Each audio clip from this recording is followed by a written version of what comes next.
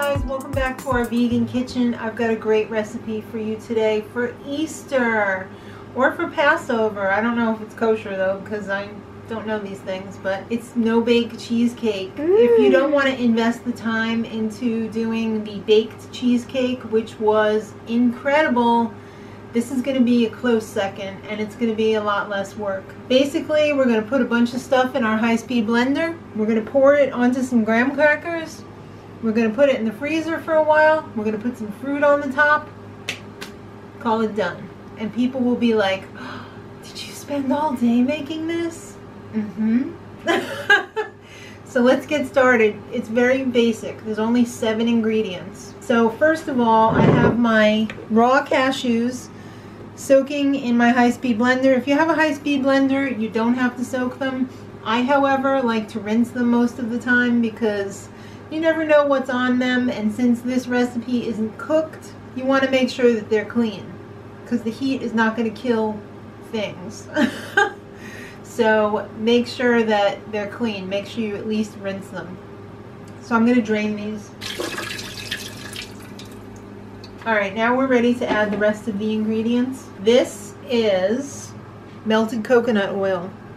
Do not try and substitute any other type of oil for melted coconut oil. When this gets cold, it gets solid. Other oils don't do that. So this is what's going to help give the cake some structure when you go to eat it. So don't try and put like olive oil, or because it's not going to work. It's just going to be cheesecake soup. Don't worry about the measurements. All of the measurements will be in the info box below. Alright, we're also going to add a pinch of salt. We're going to add a half a cup of maple syrup. This, however, you can switch out for other types of sugar. I just happen to like the flavor that the maple gives to the cheesecake, the finished cheesecake. It tastes like cheesecake. This is my new obsession, culinary coconut milk. This is basically the cream from a can of coconut, and it is amazing. You don't have to play around with taking the hard part out, refrigerating overnight, taking the hard part out of the can of coconut milk. It's all in here already. They did it for you. So we're going to be using a half cup of this as well. If you remember from the Bake Cheesecake recipe, this was very instrumental in the Bake Cheesecake recipe. Why won't you come out? Come on, Eileen. Whoa! I busted a seam up there. Whoa, that's not attractive now, is it? You're having a good time. Yep. Wouldn't you? Mm-hmm. I'm going to add just a little bit more because I wasn't sure that was hard to measure that. It is hard to measure this. Also, we're going to put in some vanilla extract because that gives it delicious taste. I want to get some more of this out, so. We're going to also add some lemon juice because this is going to help it taste fresh. And I believe that's the last ingredient. This is quite a lot of lemon juice, but it'll work.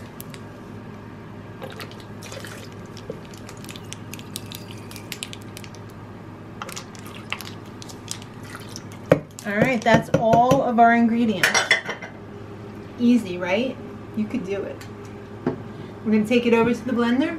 Now remember, you want this as smooth as a baby's buttock. So we're going to put this on soups, syrups, and fondues because this is going to make it super smooth.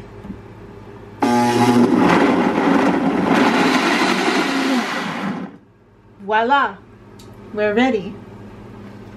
This is amazing. So in the, what would you call this, cake pan, I have some parchment paper on the bottom.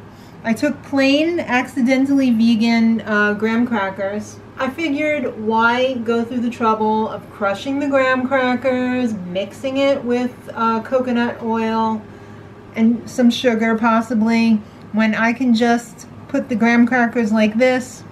This is probably gonna, soften up the graham crackers a little bit. It's gonna be fine. Why go through all of the work when nobody even, they don't even care about the bottom. This is what the big show is about, what's in here. Nobody cares about this, just as long as it tastes good. So I would call this a weekday cheesecake. Maybe this isn't for a holiday. Maybe if, you know, you want to put your favorite crust on the bottom if it's for a holiday, but this is just for a weekday for us. Look at how amazing. So we're just going to very carefully pour this in. Try not to disturb the graham crackers too much. Get the outside ones first because the middle ones are already pretty much in place. We're going to smooth it out. We're going to scrape out every last bit of goodness from the inside of the blender, and we're going to pop it in the freezer for at least an hour. Alright, there we go. We're all filled up. You could use a smaller pan or cake pan to get a thicker cake, but I thought since this is a no-bake, like a frozen-ish dessert, you don't want to have to bite into like a very thick cake because it's going to be like biting into an ice cube if it's, you know, right out of the freezer. So I thought a thinner one would be better. You won't like have to stab it to death with your fork when you're eating it. So we're going to pop this in the freezer, at least for an hour, possibly 2, or you could just leave it in there and forget about it, even overnight, and then decorate it when you're ready to eat it. Hello there. Alright, this has been in the freezer for a while, and I just took it out and let it sit in the fridge for about half an hour. I took a very thin knife and ran it around the outside. So I'm going to attempt to get this out of the, out of the cake tin. Ugh. This is always the most stressful part. You can do it. Can I though? Yes. I hope so. I mean it should be okay because it's got the parchment on the bottom. But let's be prepared here just in case. You ready for this? Mm-hmm.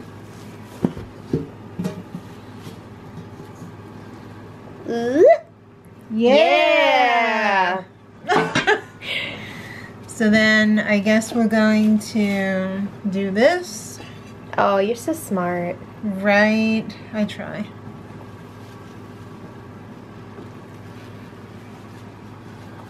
Ooh, I just squished it. Oh no! See? That's okay. That's alright. You just mold it back into shape.